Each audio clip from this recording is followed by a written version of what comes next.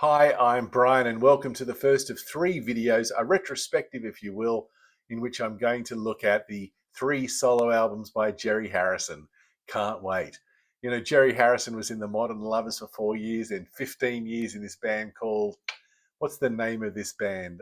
Talking Heads. But he also did a hell of a lot of production along the way with artists such as the Crash Test Dummies, No Doubt, the String Cheese Incident, etc.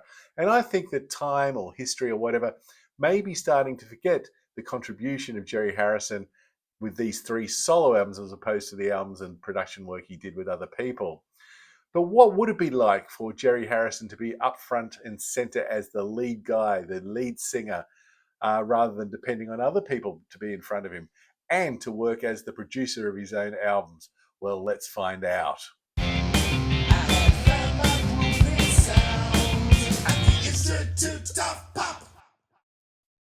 The first of Jerry's three solo albums was The Red and the Black, which came out in 1981 on Sire Records. And I love the cover design here. I love the use of color with the yellow that just pops out, as does the white, and then the red and the black. And sort of I'm wearing this in honor of solidarity with you, Jerry. And you're looking incredibly cool on that front as well.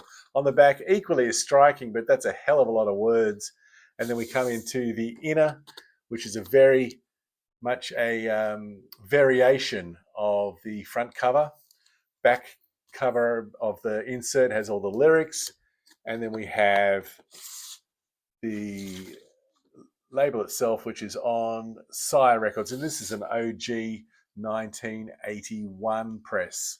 And what we have here is a real series of funk collages where instead of a sort of a traditional verse, chorus, middle eight, bridge, and all that sort of stuff, we move from one sort of feeling of funk into the next. And it gives us a nice contrast between the light and darkness. There's also some really familiar musicians on here. We've got George Murray on bass. We've got Adrian Belew on guitar, Bernie Worrell on keys, and Nona Hendrix on backing vocals. And so these are very familiar names and faces, particularly within that sort of funk groove element, genre, style, whatever you want to call it. Yeah.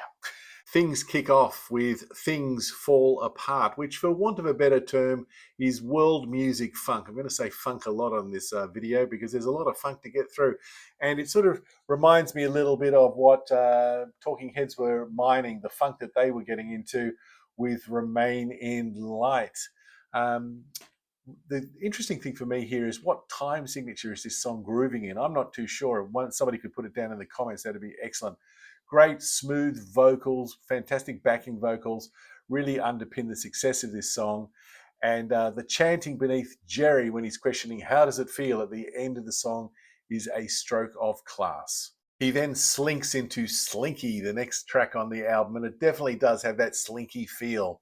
It also reminds me a little too much, maybe, at this point of Things Fall Apart in terms of its groove. And maybe that's because in this period of gestation of Jerry's vocal abilities and, you know, the embryonic phases of him being the lead singer in a band, he wanted to keep things fairly similar in order to cover up his or to help out his vocal range at this point. Still, I do love his vocals, and the backing vocals here are also wonderful. And the spoken vocals that he does within the song are very reminiscent of, and you may find yourself in a beautiful house with a beautiful wife, and you may ask yourself, well, how did I get here? It's all good, it's slinky, and it's solid. That takes us into the new adventure, which is something completely different now in terms of its mood, because it's creepy and it's horrendous, although still has that funk to underpin it. The backing vocals, again, are wonderful to counterpoint all the awkward and industrial sounds that we hear here. And the guitar that comes in at the 3-minute mark from Adrian Belew. Did I mention him in the introduction? Adrian Belew is absolutely quality. This is one of my favorite songs on the album, and there's probably only one other song on the album which sort of hits me as powerfully as this one does. So are you ready for the new adventure, most importantly? And then we go into the magic Hymie, which has a synth that sounds like a dog yelping. And is that the magic Hymie? What is a magic Hymie? Well, the only thing I can think of, and it's wonderful to go there, is to go back in the years and recall Hymie from Get Smart, the TV show, and anything that does that it's a good thing.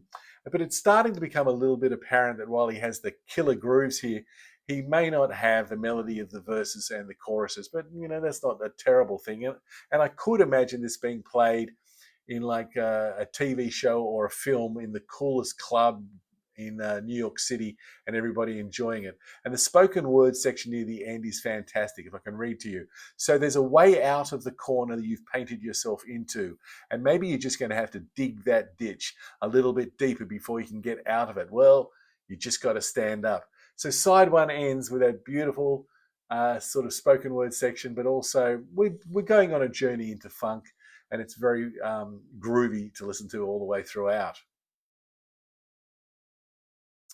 Fast Karma / No Questions opens up the second side, and it's remarkably similar to the Magic Hymie, which closed side one. But there's nothing wrong with that. I mean, it's a really solid and sweet way and a smooth way to open up the second side.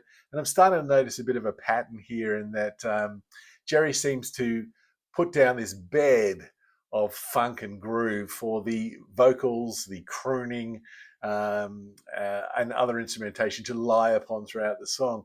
And he gets his melody, if you like, from the wonderful support of the backing singers, who are just absolutely top notch. And then we move into Worlds in Collision, which is probably my favorite song on the album. We've got a bass synth drone, which transports us into a much darker world. And Jerry's mixing up this vocal concoction of crooning, spoken words, singing, even using that sort of megaphone effect at one point during the song. And it's very reminiscent vocal delivery to something like Listening Wind from Remain in Light, or Seen and Unseen. And then we've got this beautifully, impossibly demented guitar solo by Adrian Belew, and it's all tension and paranoia. But as he says in the lyrics, there comes a time when wrong becomes right, and there comes a time when friendly dogs begin to bite. It's a fantastic song, and if you are only going to check out one song on this album, this is the one I'd go for. In we then head to The Red Nights, which is an instrumental, and it appears to take its influence somewhat from Bowie's Berlin trilogy and also Brian Eno. It's chilling, it's cold, it's atmospheric, and it lends its support as to why this album is important and shouldn't just be disregarded. There's an urgent guitar solo with anguish in the backing vocals that it's really solidified my love for this song. It's absolutely wonderful. And then we move into No More Reruns, which is a different type of tight funk groove. It sort of stands out a bit for me here, and there's some urgency in the rhythm guitar, and Jerry's spoken vocals have a sense of boredom, ennui, or maybe it's just fear. And his rhythmical vocal delivery remind me a lot of Kickstart off Walk on Water. And it's interesting when he's talking about no more reruns. I think what he's projecting here is that we've got to look at things afresh and not make the same mistakes we've been making, because he references in his lyrics, Rebel Without a Cause with James Dean and Natalie Wood. And he says, that rebel may have looked so cool, hearts are flutter, but don't be fooled, because in the end, he still lost his fight.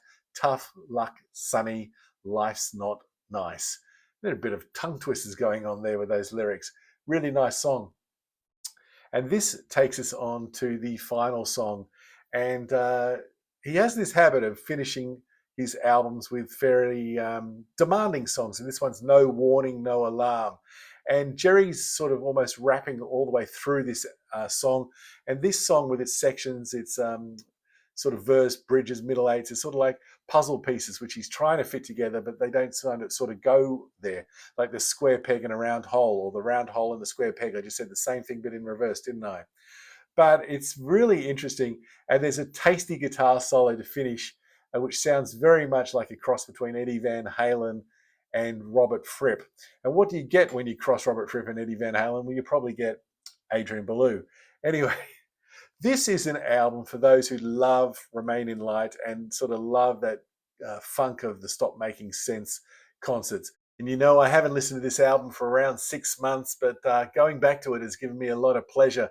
And remember, if music of any style, shape, substance, or slink gives you pleasure, then who am I to argue with your opinion? I can really recommend this album to you if you're only familiar with his other solo albums, or you're just familiar with his role in Talking Heads. It does reward the listener. Really cool. So Thanks for coming with me on this journey. And if you'd like to look at my reviews for the second and third albums, Casual Gods and Walk on Water, you'll find the links over there. But until next time, I hope you're doing really well, staying cool, and bye now.